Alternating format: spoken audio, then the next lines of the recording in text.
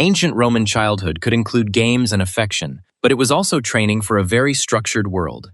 The stereotype goes like this. Roman children mostly spent their time either at play or in formal education, like tiny aristocrats. But the people actually living through it were usually focused on food, work, warmth, status, and getting through the next few hours. If you followed an ordinary person from the moment the day began to the moment it ended, the biggest surprise would not be how exotic everything looked. It would be how structured life already was, even without the tools we now treat as basic. So rather than treating this as costume history, let us walk through the day the way a regular person would have actually experienced it. There was usually no soft landing into the morning. A child's morning began in the middle of household life, not in a child-only zone. Food was simple, adults were already moving, and children were expected to adjust themselves to the rhythm of the house. Even modest routines like dressing, eating, and getting out the door reminded a child that Roman family life valued order and obedience before comfort. In practical terms, the morning was about stabilizing the day before it could unravel. The first hour often decided whether the rest of the day would feel manageable or chaotic. Moments like this also carried quiet decision-making. People were constantly judging effort, risk, timing, and whether the household could absorb one more problem. This is exactly where the era comes back to human scale. The famous headlines stayed far away while regular bodies handled the actual burden of the day. That was when routine turned into sustained labor. Some children went to school, but many also had chores or work expectations tied to the household. A Roman child might carry messages, help with small tasks, follow an adult to work, or learn useful behavior long before mastering letters. Education existed, but daily usefulness mattered just as much, especially outside the richest families. There was rarely a clean split between home life and productive labor. This was the sort of work that held a life together even when nobody wrote it down as history. This is exactly where the era comes back to human scale. The famous headlines stayed far away while regular bodies handled the actual burden of the day. What looks small from a distance often decided whether the rest of the day felt manageable. That is why ordinary routines deserve more attention than the stereotype usually gives them. This is one of the places where modern assumptions usually fall apart. Where schooling did happen, it could be repetitive and strict. Children copied letters on wax tablets, memorized material, and were corrected sharply if they lagged or misbehaved. This mattered because Roman education was less about nurturing self-expression and more about training memory, discipline, and the ability to function inside a society obsessed with rank and order. Knowledge of materials, seasons, and timing sat underneath these routines. The ordinary version is often more revealing than the dramatic one. What looks small from a distance often decided whether the rest of the day felt manageable. That is why ordinary routines deserve more attention than the stereotype usually gives them.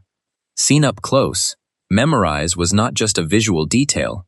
It shaped mood, behavior, and the amount of strain people had to absorb before the day was done. Later in the day, the physical side of life became harder to ignore. Play still existed. Children had dolls, balls, hoops, mock games, and street amusements, but play often sat very close to danger and supervision. The ancient city was not designed around child safety, and even home life could include servants, tools, and adult tensions nearby. Childhood was real, but it happened beside a great deal of unfiltered adult reality. The physical environment kept pressing on every decision. The body absorbed the price of daily life more directly than most people today are used to. Seen up close, play close was not just a visual detail. It shaped mood, behavior, and the amount of strain people had to absorb before the day was done. That is why details like play beside adult life mattered so much. They were part of the real pressure of the day, not decorative background somebody could safely ignore. The routine also carried rules that had nothing to do with efficiency and everything to do with society. Status shaped almost everything. The child of a senator, a shopkeeper, and a slave did not inherit the same future, and everybody knew it. Roman fathers held enormous authority, and household structure taught children early that age alone did not define power. Rank, gender, and family position did. Social order showed up in tiny moments, not just in laws and ceremonies. That social pressure could be just as exhausting as the work itself. That is why details like status difference in childhood mattered so much. They were part of the real pressure of the day, not decorative background somebody could safely ignore.